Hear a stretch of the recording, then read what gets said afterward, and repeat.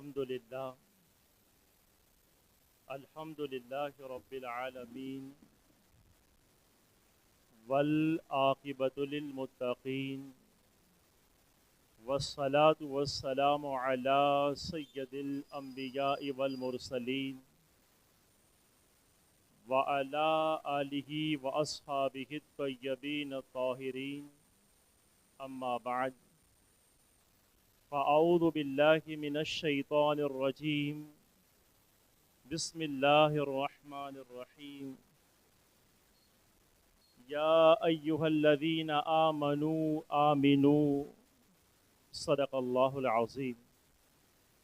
پڑھیے الصلاۃ والسلام علیک یا رسول اللہ، الصلاۃ والسلام علیک یا حبیب اللہ،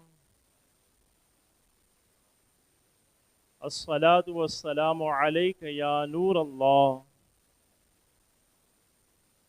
صلی اللہ تعالی علیہ وسلم۔ میرے پیارے آقا صلی اللہ تعالی علیہ وسلم کے پیارے دیوان ہوں، میں نے جس آیت کریمہ کی تلاوت کا شرف حاصل کیا، رب قدیر جل جلالہ مجھے اس کے سلسلے میں حق کہنے اور آپ تمامی حضرات کو حق سننے کی توفیق نصیب فرمائے۔ میرے پیارے آقا صلی اللہ تعالی علیہ وسلم کے پیارے دیوان ہوں، اس وقت مسلمانوں کی زندگی کا اگر جائزہ لیا جائے تو مسلمان اسلام کی طرف تو بڑھ رہے ہیں، لیکن مسلمانوں کا ایمان کمزور ہوتا چلا جا رہا ہے۔ ایک دور تھا کہ کوشش کی جاتی تھی بے عملی کی طرف کہ مسلمان قانون اسلام کو فالو نہ کرے، اور آج پوری دنیا میں یہ کوشش کی جاتی ہے کہ مسلمانوں کے سینے میں ایمان باقی نہ رہے۔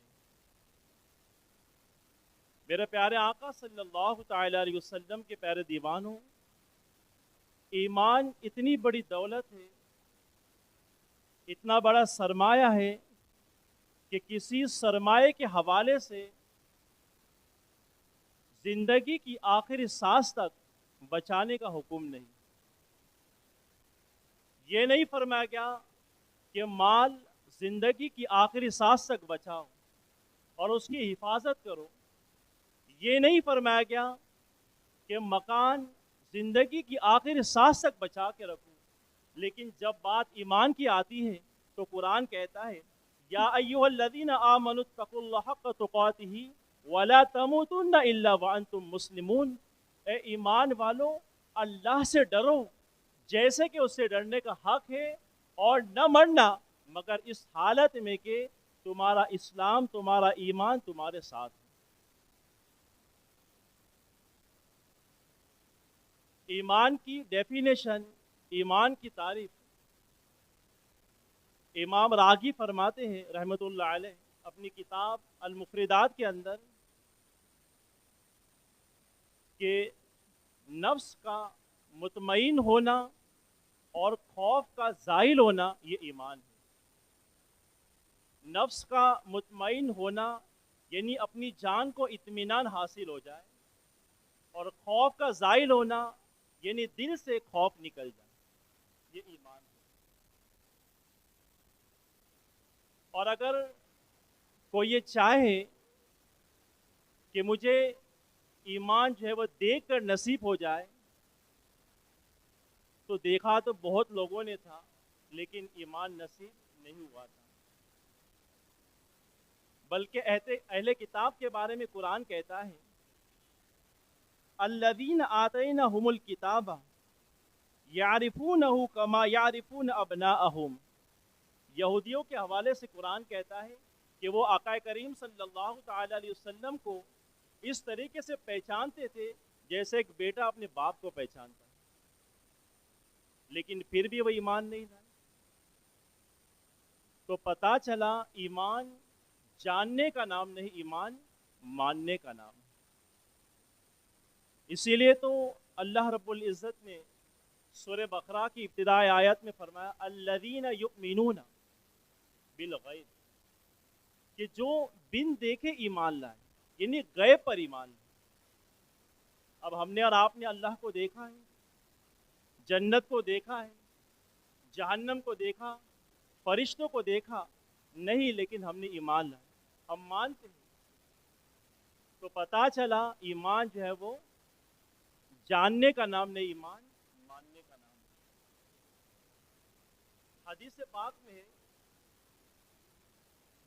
بخاری شریف کی حدیث ہے کتاب الجہاد کے اندر،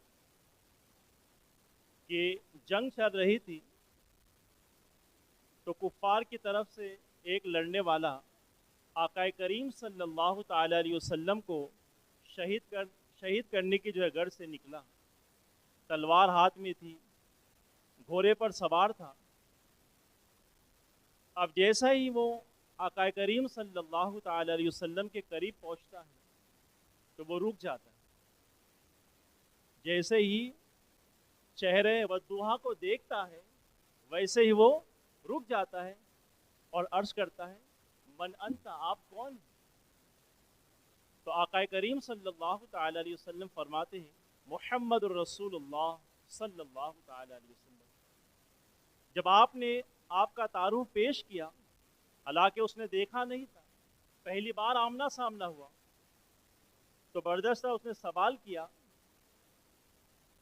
کہ اگر میں آپ پر ایمان لاؤں تو آپ مجھے کس چیز کی گارنٹی دیتے؟ تو آقا کریم صلی اللہ تعالی علیہ وسلم نے فرمایا اگر تو ایمان لاتا ہے تو میں تجھے جنت کی بشارت دیتا ہوں، میں تجھے جنت کی بشارت دیتا ہوں۔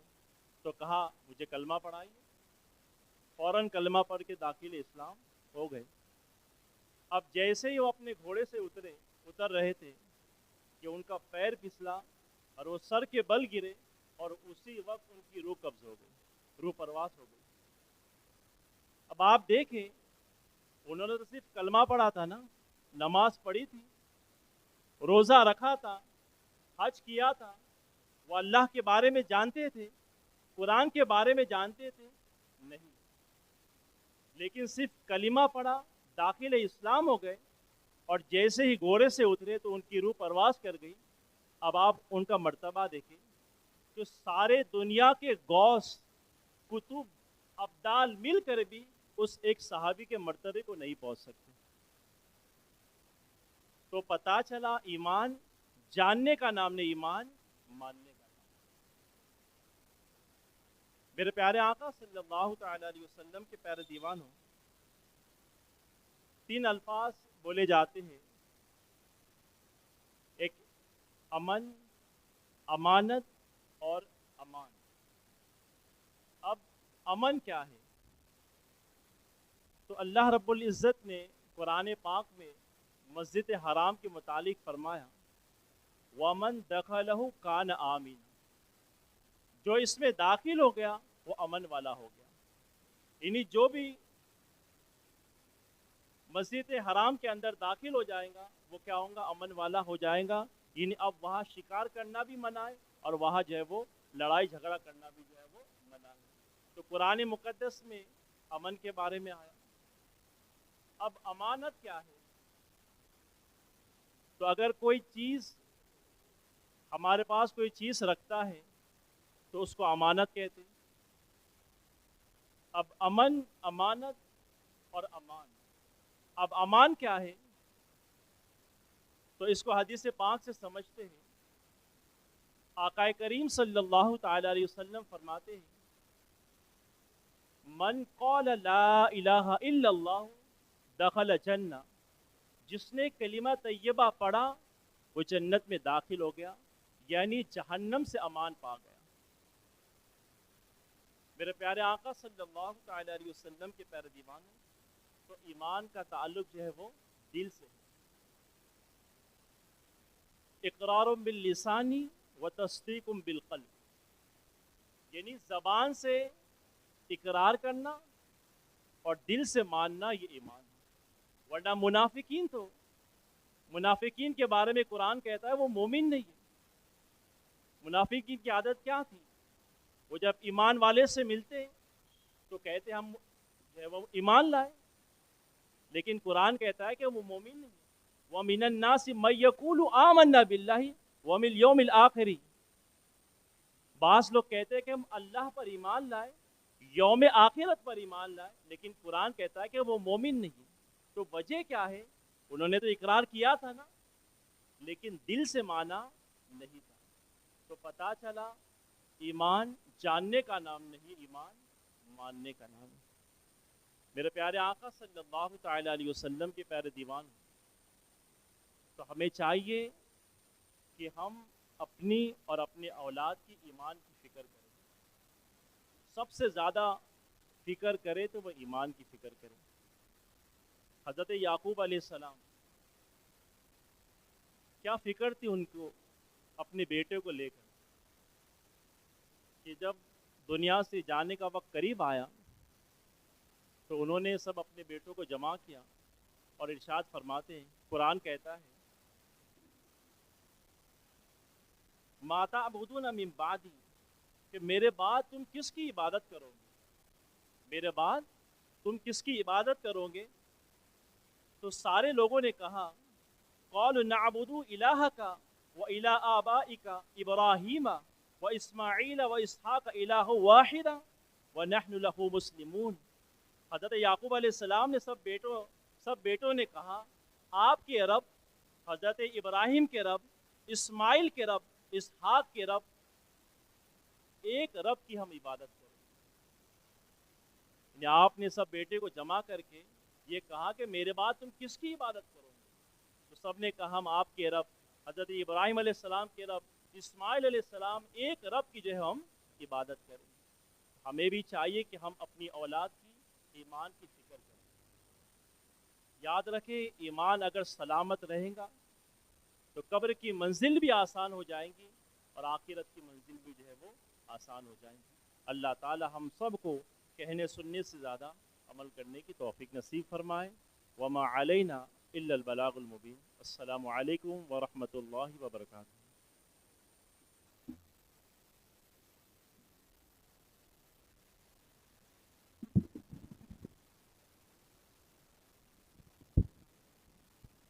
السلام علیکم ورحمۃ اللہ تعالی وبرکاتہ۔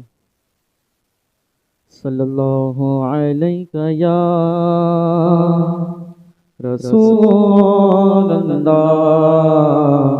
وسلم علیہ یا حبیب اللہ۔ پڑھیے صلی اللہ علیہ یا رسول اللہ وسلم علیک یا حبیب اللہ۔ وہ سوئے لال زار پھرتے ہیں، وہ سوئے لال زار پھرتے ہیں، وہ سوئے لزار پھرتے ہیں، وہ سوئے لزار پھرتے ہیں، تیرے دن باہر پھرتے ہیں، تیرے دن باہر پھرتے ہیں، وہ سوئے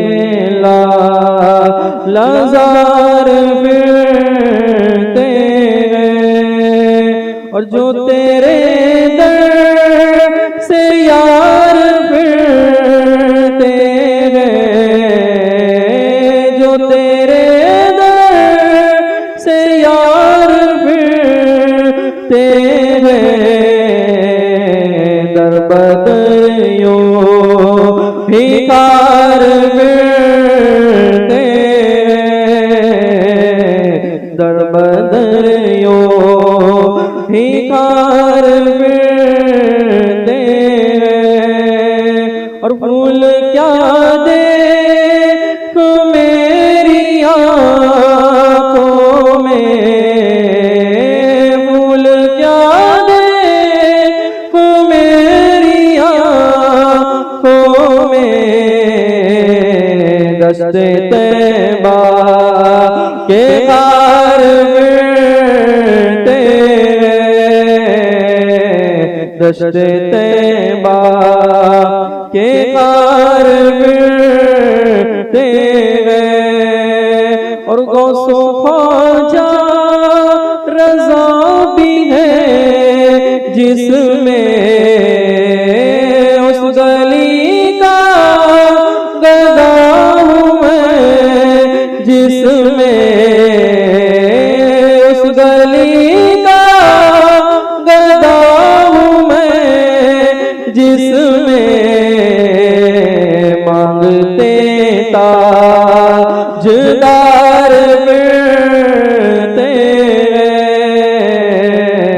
مانگتے تاجدار پھرتے ہیں اور کوئی کیوں پوچھے تیری بات رضا، کوئی کیوں پوچھے تیری بات رضا، کوئی کیوں پوچھے تیری بات رضا، تجھ سے توتے ہزار پھرتے ہیں،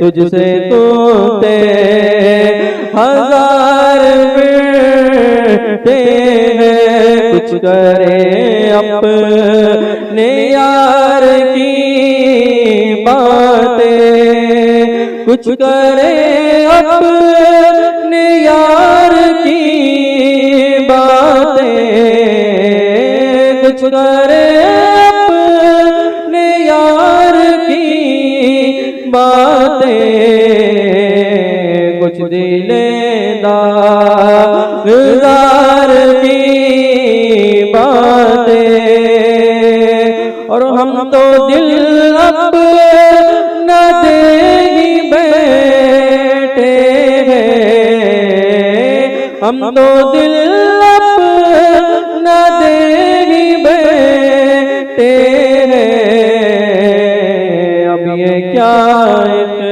اختیار کی باتیں، اب یہ کیا اختیار کی باتیں، کچھ کرے اپنے یار کی باتیں، کچھ دل داغدار کی باتیں، اور ہر گھڑی وجد میں رہے اختر، ہر گھڑی وجد میں رہے اختر، کیجیے اس دیار کی باتیں، کیجیے اس دیار کی باتیں، کیجیے اس دیار کی باتیں، کچھ کرے اپنے یار کی باتیں، کچھ دل داغدار کی باتیں۔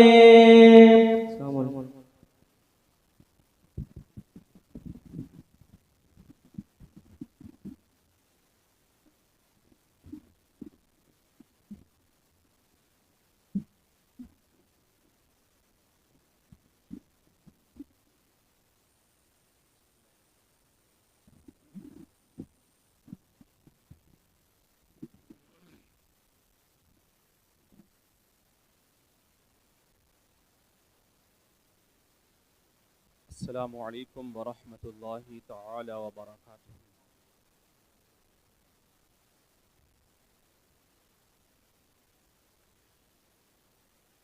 نحمده ونصلي ونسلم على رسوله الكريم اما بعد فاعوذ بالله من الشیطان الرجیم بسم اللہ الرحمن الرحیم ان تجتنبوا كبائر ما تنهون عنه نكفر عنكم سيئاتكم وندخلكم مدخلا کریما۔ صدق اللہ العظیم وصدق بلغناه النبی الامین المتین الکریم ونحن على ذلك لمن الشاہدین والشاکرین والحمد للہ رب العالمین۔ بگرداب بلا افتاد کشتی ضعیفان و شکشتہ رات و کشتی بحق خواجہ عثمان ہارون مدد کن یا معین الدین چشتی، مدد کن یا معین الدین چشتی، مدد کن یا علاء الدین چشتی۔ بڑے باواز بلند الصلاۃ والسلام علیک یا رسول اللہ، الصلاۃ والسلام علیک یا حبیب اللہ، وعلی آلک واصحابک یا نور اللہ صلی اللہ تعالی علیہ وسلم۔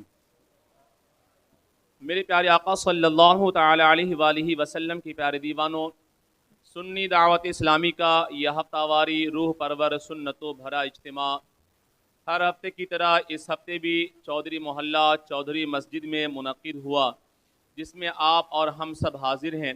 ہمیشہ کی طرح آج بھی سب سے پہلے اللہ رب العزت کی بارگاہ میں دعا گو ہوں کہ اللہ رب العزت آپ سبوں کی ہم سبوں کی اس اجتماع کی حاضری کو اپنی بارگاہ رحمت میں قبول و مقبول فرمائیں، اور بار بار ہزاروں بار ایسی بابرکت مجلسوں میں محفلوں میں شرکت کرنے کی توفیق رفیق عطا فرمائیں۔ آج میں نے بہت ہی انوکھا موضوع کا انتخاب کیا ہے۔ انشاءاللہ تعالی امید قوی ہے جسے سننے کے بعد آپ بہت محظوظ بھی ہوں گے اور یاد رکھنے کی بھی کوشش کریں گے اور عمل کی بھی بھرپور کوشش کریں گے۔ آج میں نے اپنا موضوع جو منتخب کیا ہے وہ ہے ترک معصیت بھی ایک عبادت ہے۔ ترک معصیت بھی ایک عبادت ہے۔ کیا مطلب؟ معصیت کے معنی ہوتے ہیں گناہ کے، برائی کے۔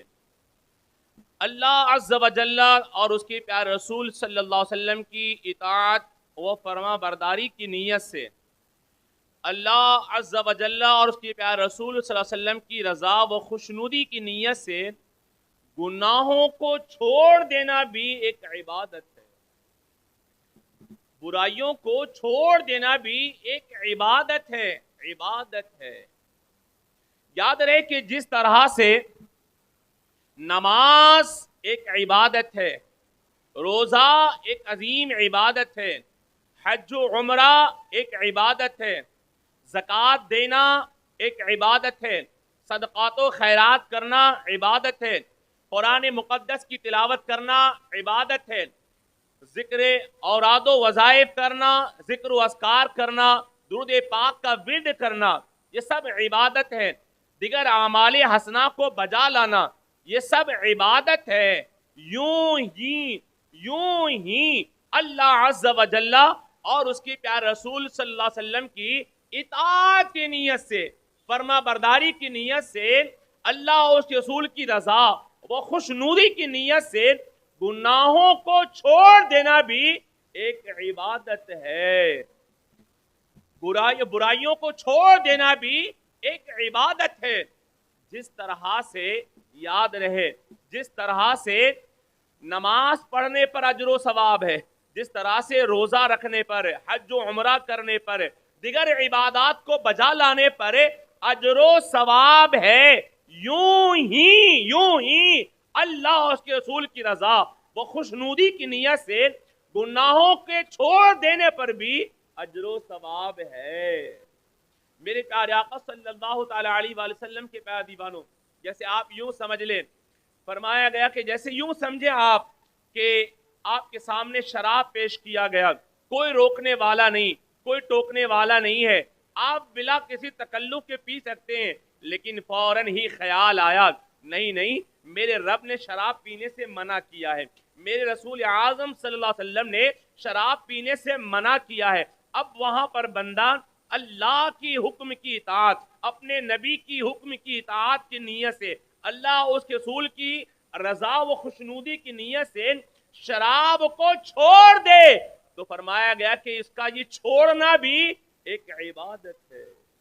یوں ہی کسی نے اسے دعوت گناہ دیا, کسی نے اسے دعوت گناہ دیا, اور کوئی روکنے والا بھی نہیں, کوئی ٹوکنے والا بھی نہیں ہے, بلا کسی تردد کے وہ گناہ کر سکتا ہے, لیکن فرمایا گیا وہیں پر وہ بندہ اللہ اس کے رسول کی طرف دیکھے کہ میرے رب نے اس گناہ سے روکا ہے, میرے رسول نے اس گناہ سے مجھے روکا ہے, تو اب وہاں پر بندہ اللہ اس کے رسول کی اطاعت کی نیت سے اور اللہ اس کے رسول کی رضا وہ خوشنودی کی نیت سے اس گناہ کو چھوڑ دے, تو مفسرین نے لکھا ہے کہ اس کا یہ چھوڑ دینا بھی عبادت میں شمار ہوگا. اور جس طرح سے عبادتوں کے کرنے پر اجر و ثواب ہے, یوں ہی اللہ اس کے رسول کی رضا وہ خوشنودی کی نیت سے گناہوں کے چھوڑ دینے پر بھی اللہ کے یہاں اجر و ثواب ہے. ہم نے اب تک تو صرف یہی سنا تھا کہ نیکی کرنے پر اجر و ثواب ملتا ہے, ہم نے تو اب تک صرف یہی سنا تھا کہ نماز پڑھنے پر اجر و ثواب ہے. ہاں یہ ہے, ساتھ میں یہ بھی ہے کہ کوئی بندہ اللہ کی رضا کے لیے, اللہ کے رسول کی رضا کے لیے گناہوں کو چھوڑ دے تو اللہ تعالیٰ اس پر بھی اسے اجر و ثواب عطا فرماتا ہے. بزرگوں نے لکھا ہے, مفسرین نے لکھا ہے کہ جس طرح سے نماز پڑھنے والے کو, جس طرح سے روزہ رکھنے والے کو, حج و عمرہ کرنے والے کو, یوں ہی دیگر عبادات اور دیگر اعمال حسنہ کو بجا لانے والے کو اللہ تبارک و تعالی جنت عطا کرے گا, جنت کی بہاریں عطا کرے گا. یوں ہی فرمایا گیا کہ کوئی بندہ اللہ کی رضا کی نیت سے, اللہ کی رسول کی رضا و خوشنودی کی نیت سے اگر وہ شراب پینا چھوڑ دے, اگر وہ گناہ کرنا چھوڑ دے, اگر وہ برائی کرنا چھوڑ دے, جھوٹ بولنا چھوڑ دے, دھوکہ دینا چھوڑ دے, ملاوٹ کرنا چھوڑ دے اور دیگر تمام گناہوں کو چھوڑ دے, تو فرمایا گیا کہ اللہ اس کے رسول کی رضا وہ خوشنودی کی نیت سے گناہوں کے چھوڑنے والے کو بھی میدان محشر میں اللہ تبارک تعالی جنت عطا فرمائے گا, جنت کی بہاریں عطا کرے گا, حور و قصور عطا فرمائے گا. میرے پیارے آقا صلی اللہ علیہ وسلم کے پیارے دیوانوں, تو یہ بنیادی بات اپنے ذہن و فکر میں نقش کر لیں کہ ترک معصیت بھی ایک عظیم ترین عبادت ہے, یعنی اللہ اور رسول کی رضا و خوشنودی کی نیت سے گناہوں کو چھوڑ دینا بھی ایک عبادت ہے. آپ دیکھیں نا کہ قرآن مقدس میں اللہ تبارک تعالیٰ ایک مقام پر ارشاد فرماتا ہے, سورۃ النساء کی آیت کریمہ ہے. ابھی میں نے خطبہ مسنونہ کے بعد اسی آیت کریمہ کی تلاوت کرنے کا شرف حاصل کیا ہے کہ اللہ تبارک تعالیٰ ارشاد فرماتا ہے, اِن تجتنبوا کبائر ما تنہون عنہ نکفر عنکم سیئاتکم وندخلکم مدخلا کریما. اللہ فرماتا ہے کہ لوگو تم کبیرہ گناہوں کو چھوڑ دو, بڑے گناہوں کو چھوڑ دو, تو اس بڑے گناہ کے چھوڑنے کی وجہ سے اللہ فرماتا میں تمہارے صغیرہ گناہوں کو معاف کر دوں گا. قرآن کی آیت ہے یہ. کبیرہ گناہوں کے چھوڑ دینے پر اللہ فرما رہا ہے تم کبیرہ گناہوں کو چھوڑ دو تو تیرا رب تیرے صغیرہ گناہوں کو معاف فرما دے گا اور تجھے اس عزت والی جگہ میں داخل کرے گا. عزت والی جگہ میں داخل کرے گا کیا مطلب؟ یعنی تجھے اللہ جنت عطا فرمائے گا, جنت کے محلات عطا کرے گا. تو گناہوں کو چھوڑنا بھی, اللہ کی رضا کی نیت سے گناہوں کو چھوڑنا بھی عبادت ہے, اور اس پر بھی اللہ تعالیٰ بندے کو اجر عطا فرماتا ہے. لیکن ہاں یہاں پہ یہ بنیادی بات یاد رہے کہ کبھی کبھی بندہ معاشرے کے ڈر سے گناہ نہیں کرتا ہے, کبھی کبھی بندہ اپنے ماں باپ کے ڈر سے گناہوں کو چھوڑ دیتا ہے, کبھی کبھی بندہ کسی بڑے کے ڈر سے گناہ نہیں کرتا ہے. تو فرمایا گیا کہ معاشرے کے ڈر سے گناہ نہ کرنے پر اجر نہیں ہے, माँ बाप के डर से गुनाह छोड़ने पर अज्र नहीं है, यूं ही किसी बड़े के डर से गुनाह छोड़ने पर अज्र नहीं है। अल्लाह से डर करके गुनाह छोड़ने पर अल्लाह उसे अज्र अता फरमाता है। इसलिए अल्लाह से डरो और अल्लाह के डर से गुनाह को छोड़ दो, अल्लाह तबारक व तआला तुम्हें उस पर भी अज्र अता करेगा और दोनों जहां में अता करेगा, दुनिया में भी उसका अज्र अता करेगा और आखिरत में भी उसका अज्र अता फरमाएगा। मेरे प्यारे आका सल्लल्लाहु तआला अलैहि वसल्लम के प्यारे दीवानों, आप देखें ना, फरमाया गया कि अल्लाह तबारक व तआला का कुर्ब सिर्फ मुत्तकियों को ही नसीब होता है। कुर्ब खुदाबंदी की दौलत सिर्फ मुत्तकियों को ही नसीब होती है। अल्लाह की दोस्ती सिर्फ अल्लाह तबारक व तआला मुत्तकियों को ही आता फरमाया करता है। अल्लाह ताला खुद इरशाद फरमाता है, इन्ना औलियाहु इल्लल मुत्तकून, के बेशक अल्लाह की दोस्ती सिर्फ मुत्तकियों के लिए है, परहेजगारों के लिए है। अब ठहर के समात फरमाया गया कि अल्लाह की दोस्ती के लिए तक़वा शर्त है। गौर से समात फरमाए, अल्लाह की दोस्ती पाने के लिए, अल्लाह का कुर्ब पाने के लिए तक़वा शर्त है और तक़वा के लिए गुनाह का छोड़ना शर्त है। तक़वा के लिए गुनाह का छोड़ना शर्त है।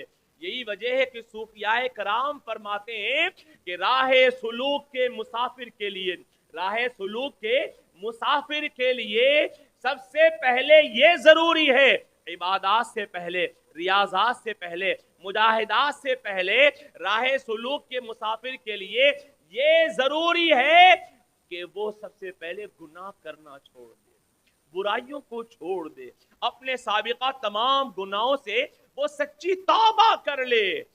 तो सबसे पहले गुनाहों को छोड़ना है।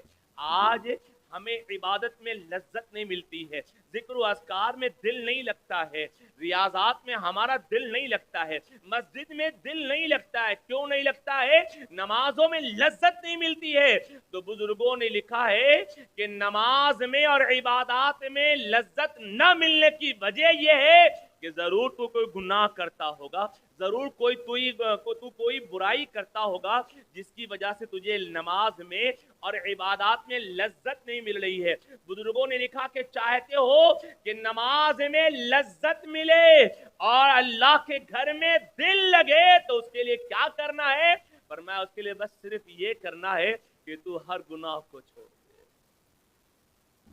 हर गुनाह को छोड़ दे।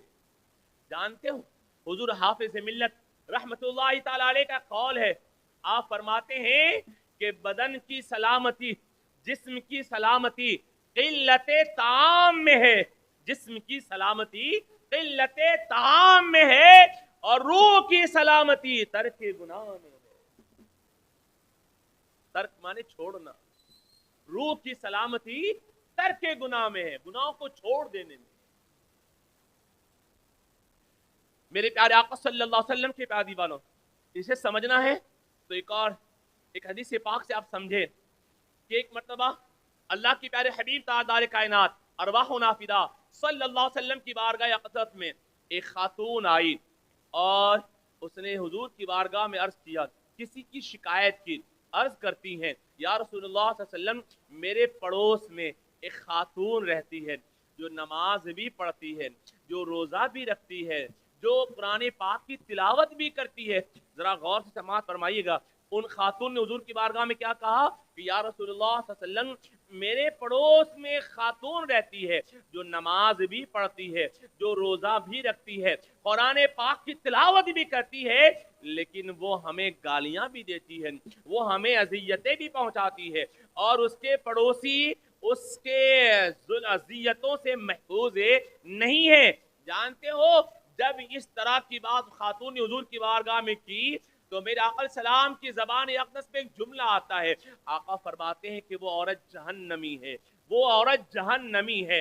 अल्लाह अकबर, काबिले गौर नुक्ता है कि आप देखें कि उन खातून ने जब शिकायत की تو ساتھ میں یہ بھی تو کہا تھا نا کہ وہ نماز بھی پڑھتی ہے, وہ روزہ بھی رکھتی ہے, قرآن پاک کی تلاوت بھی کرتی ہے, مگر وہ ہمیں گالیاں دیتی ہے, وہ ہمیں اذیتیں پہنچاتی ہے.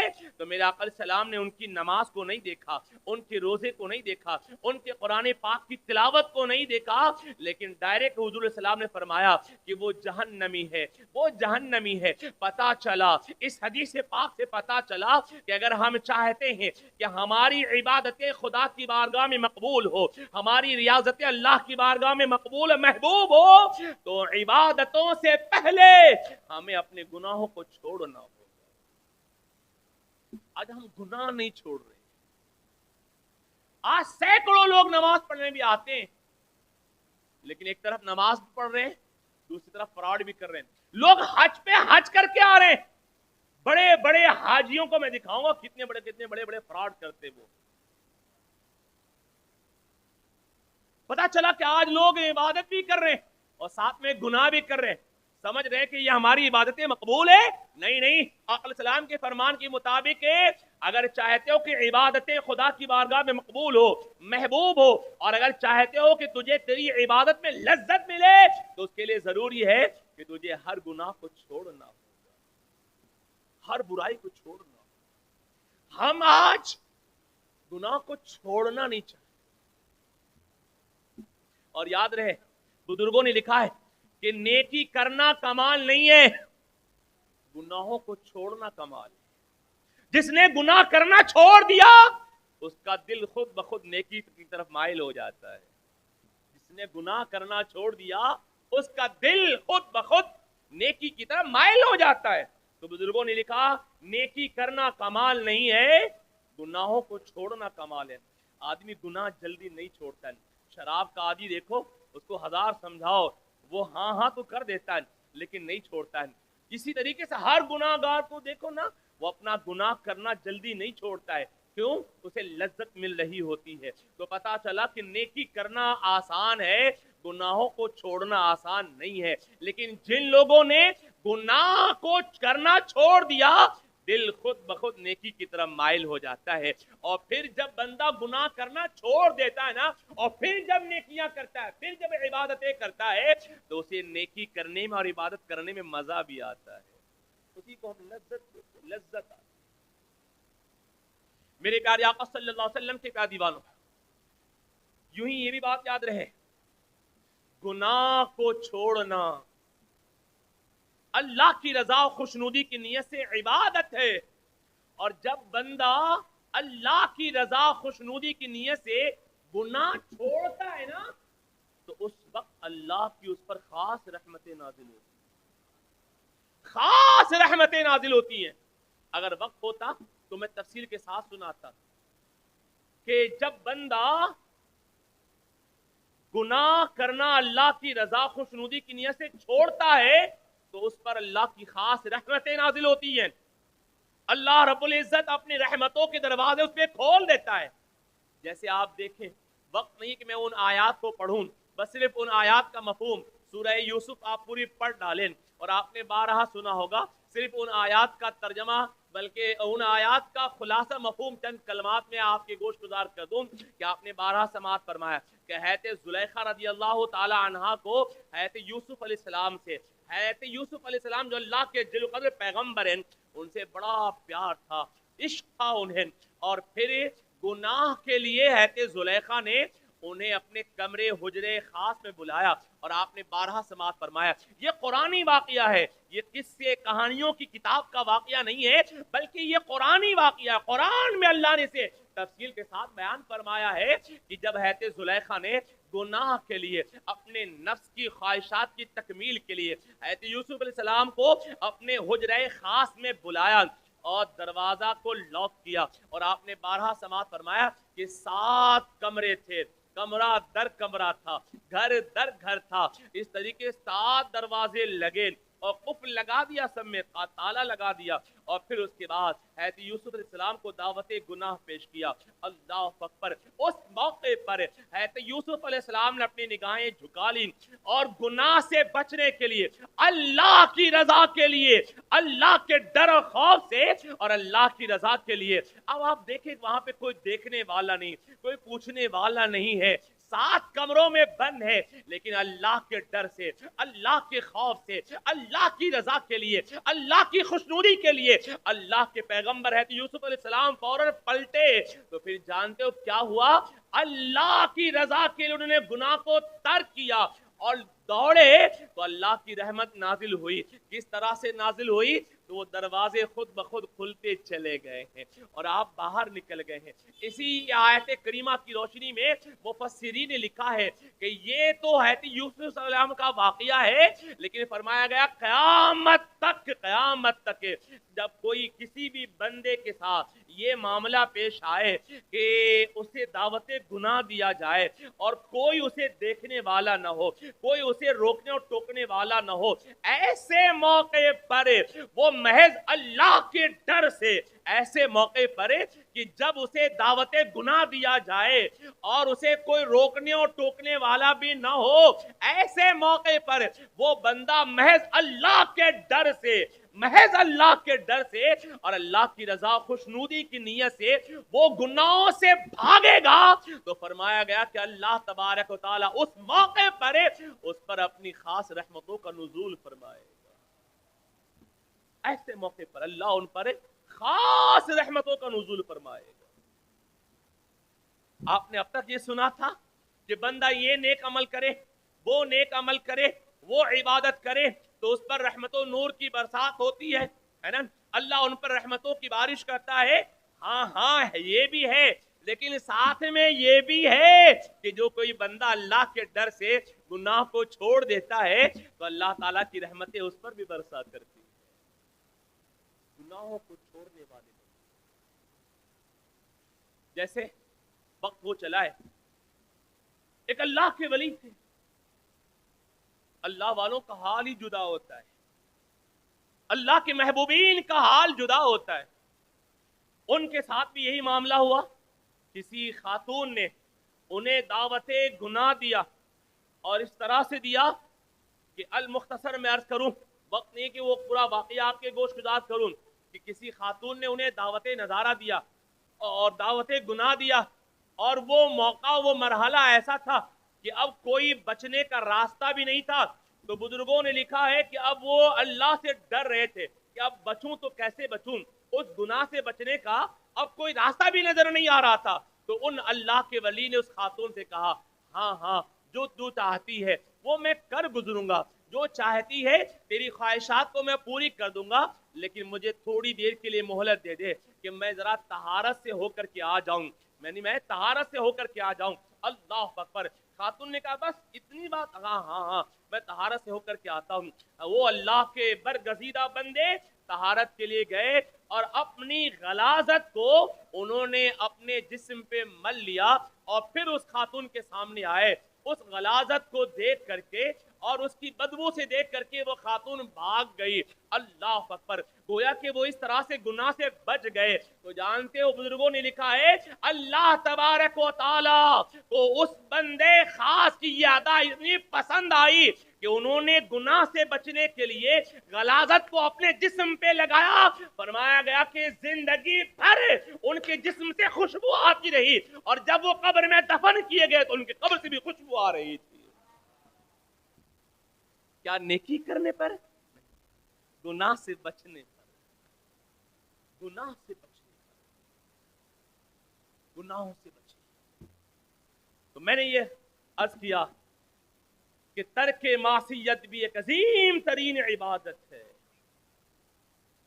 یعنی اللہ کی رضا، اللہ اس کے رسول کی رضا کی نیت سے، اللہ اس کے رسول کی حکم کی بجا آوری کی نیت سے کوئی بندہ اگر گناہ چھوڑتا ہے تو یہ بھی ایک عبادت ہے اور اللہ رب العزت بندے کو اس پر بھی اجر عطا کرے گا۔ وقت ہو چلا ہے، میں امید کرتا ہوں کہ ہم سب گناہوں والی زندگی چھوڑیں گے، برائیوں والی زندگی چھوڑیں گے، اللہ اور اس کے رسول کی رضا والی زندگی اختیار کریں گے، اللہ اور اس کے رسول کی خوشنودی والی زندگی اختیار کریں گے، اور اسی میں ہمارے لیے دنیاوی بھلائی بھی ہے اور ہماری اخروی بھلائی۔ میں آپ سے پوچھتا ہوں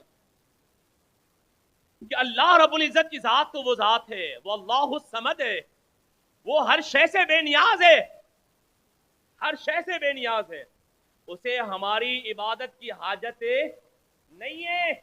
ہم یہ اگر سوچتے ہیں کہ اللہ کو ہماری عبادت کی حاجت ہے، نہیں، اللہ کو ہماری عبادت کی حاجت نہیں ہے۔ بزرگوں نے لکھا ہے، تمام مفسرین نے لکھا ہے، بلکہ پوری امت کا اجماع ہے کہ اگر پوری دنیا بھی خدا کی منکر ہو جائے تب بھی وہ خدا ہے، اور اسی شان کے ساتھ ہے جس شان کے ساتھ آج ہے، وہ اسی شان کے ساتھ ہمیشہ رہے گا۔ وہ تو عبادت کی اللہ کو حاجت نہیں ہے، ہمیں اس کی عبادت کی حاجت ہے، ہمیں اس کی عبادت کی حاجت ہے۔ تو اب یہاں پہ نقطہ میں یہ سمجھانا چاہتا ہوں کہ آپ جیسے دیکھیں، میں نے کہا نا کہ اگر ہم نے گناہوں کو چھوڑ دیا اس میں ہمارے لیے ہی بھلائی ہے، دنیاوی بھلائی بھی ہے اور اخروی بھلائی بھی ہے۔ مثال کے طور پہ صرف ایک بات عرض کروں، جیسے آپ دیکھیں ایک شراب ہے، اللہ اکبر، اللہ اکبر، بات آ گئی تو حدیث پاک بھی آپ کے گوش گزار کر دوں، حدیث پاک کا مفہوم اپنے الفاظ میں آپ کے گوش گزار کروں کہ میرے آقا علیہ السلام نے فرمایا شراب پینے والوں کے حوالے سے، جو شراب کا عادی ہے، یعنی عادتاً شراب پیتا ہے، نشہ کرتا ہے۔ یاد رہے کہ آج نشے کی بہت سی شراب ہی نہیں ہے، بلکہ اب تو نشے کی بہت ساری چیزیں مارکیٹ میں آ گئی ہے، تو شراب پر سارے نشہ کو آپ محمول کر لے، ہر نشہ کو اس میں شامل کر کے سمجھ لے، کسی طرح کا بھی نشہ کرنے والا، میرے پیارے آقا صلی اللہ علیہ وسلم کے پیارے دیوانوں، اگر ایک کوئی شراب پیتا ہے یا کسی طرح کا نشہ کرتا ہے، میں آپ سے پوچھتا ہوں نقصان کس کا ہوگا؟ کیا اللہ اور اس کے رسول کا ہوگا؟ کیا اللہ کا نقصان ہوگا؟ کیا اس کے رسول کا نقصان ہوگا؟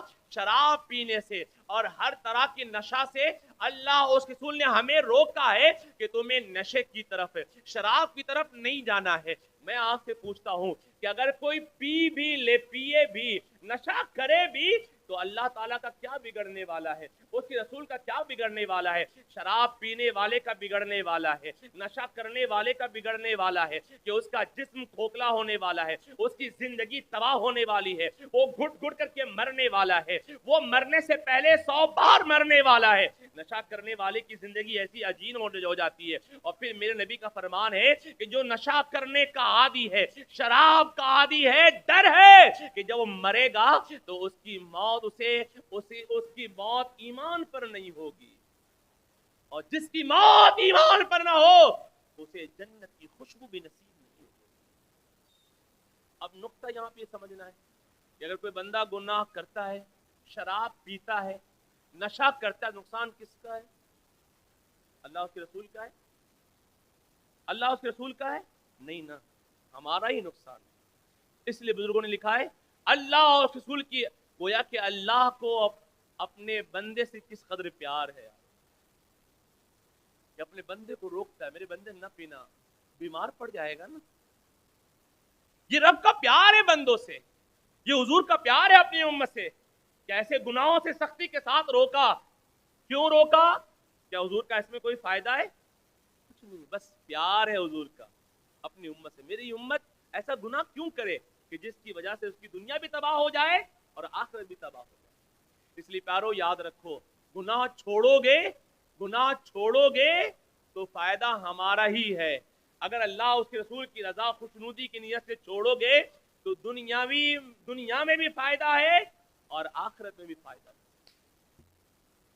تو امید کرتا ہوں کہ آج کے بعد سے ہم سب گناہوں والی زندگی چھوڑیں، ہر چھوٹے بڑے گناہ کو چھوڑنے کی کوشش کریں۔ اگر ہم گناہوں کو چھوڑنے والے بن گئے پھر دیکھیے اس دن سے ہمیں نماز میں کتنا مزہ آئے گا، عبادت میں لذت ملنے لگی۔ وقت ہو چلا ہے، کہنے سننے میں جو غلطیاں خامیاں ہو گئی ہوں اللہ تعالیٰ اسے معاف فرمائے۔ جو کچھ بھی کہا سنا گا میرا کریم ہم سبوں کو ان تمام باتوں پہ عمل کرنے کی توفیق نصیب عطا فرمائے۔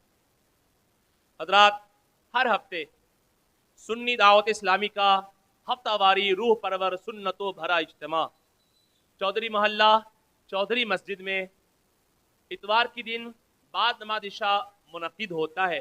آپ سبھی حضرات سے التجا ہے، گزارش ہے، اپیل ہے، निवेदन है कि आप सब वक्त की कुर्बानी देते हुए हर हफ्ते इतवार के दिन बाद नमाज इशा सुन्नी दावत इस्लामी के इस हफ्तावार इज्तिमा में शिरकत करने की ज़हमत गवारा फरमाएं। मैं उम्मीद करता हूं कि आप सब खुद भी तशरीफ़ लाएंगे और अपने साथ अपने दोस्त अहबाब को भी साथ मिलाने की ज़हमत गवारा फरमाएंगे। इंशाअल्लाह ताला आप तशरीफ़ लाए, इंशाअल्लाह ताला नाम अमाल में नेकियां भी जमा होंगी और आपके इल्म में इजाफा भी होगा। वमा अलैना इल्ला बलाग। अस्सलामु अलैकुम व रहमतुल्लाहि तआला व बरकातहू। मुस्तफा जाने रहमत पेला सलाम शम्ए बज़ में हिदायत पेला सलाम जी सुहानी घड़ी चमकत का चाँद उस दिल अफरोज़ पेला सलाम गौसे आज़म इमाम का जलवा शान कुदरत पेला सलाम ख्वाजा ख्वाजा फक्रे हिंदुस्तां ख्वाजा दीनो मिल्लत पेला सलाम गौसो ख्वाजा रज़ा हबीब मुस्तफा और ताजे शरीयत पेला सलाम डाल दी कल्ब में अज़मत मुस्तफा सैयदी आला हज़रत पेला सलाम या नबी सलाम अलैका या रसूल अलैका या हबीब सलाम अलैका सलावतुल्लाह अलैका। अस्सलातु वस्सलामु अलैका या रसूलल्लाह, अस्सलातु वस्सलामु अलैका या हबीबल्लाह व अला आलिका व असहाबिका या नूरल्लाह सल्लल्लाहु तआला अलैहि वसल्लम। या अल्लाह या रहमान या रहीम। परवरदिगार मौला तबारक यहाँ पर जो कुछ तेरा तेरे महबूब का जिक्र हुआ, इसमें जिस तरह की गलतियाँ खामियाँ कसदन सेवन हो गई हो तो मौला तो अपने हबीब के वसीले से माफ़ फरमा, और जो कुछ भी कहा सुना गया मेरे करीम हम सबों को उन तमाम बातों पर अमल करने की तौफीक रफ़ीक अता फरमा। सबसे पहले मुझे और फिर तमाम सुनने वालों को उस पर अमल करने की तौफीक रफ़ीक अता फरमा। मेरे मौला हमें हर छोटे बड़े गुनाह से बचने की, दूर रहने की तौफीक अता फरमा, और हर छोटी बड़ी नेकी करने की हमें तौफीक अता फरमा। मेरे मौला हमारे दिलों में गुनाहों की नफ़रत पैदा फरमा दे और नेकियों से मोहब्बत पैदा फरमा दे। या अल्लाह तबारक तआला हमारी इबादतों में, रियाज़तों में लज्जत और खुशू पैदा फरमा दे। या अल्लाह तबारक तआला हम सबों को दोनों जहान की नेमतों से माला माल फरमा। मेरे मौला हमसे वो काम ले जिससे तू और तेरा महबूब राज़ी हो जाए, हमसे वो काम न ले जिससे तू और तेरा महबूब नाराज़ हो जाए। मेरे मौला हमें अपने और अपने हबीब की रज़ा वाली खुशनुदी वाली ज़िंदगी नसीब अता फरमा। मेरे मौला फ़िलिस्तीनी मुसलमानों पे अपना फ़ज़ल फरमा, उन पे अपना करम फरमा। मेरे मौला जुल्म व सितम की इंतहा हो गई है उन पर। मेरे मौला तू देख रहा है, तेरे राज क्या है मौला तू जानता है, लेकिन हम तो ये देख रहे हैं कि तेरे महबूब की उन ग़ुलामों पर जुल्म व सितम की इंतहा हो गई है। मेरे मौला तू करम फरमा दे और उन्हें हर तरह की जुल्म व सितम से महफूज व मामून फरमा दे। फरिश्तों के ज़रिए से उनकी मदद फरमा दे।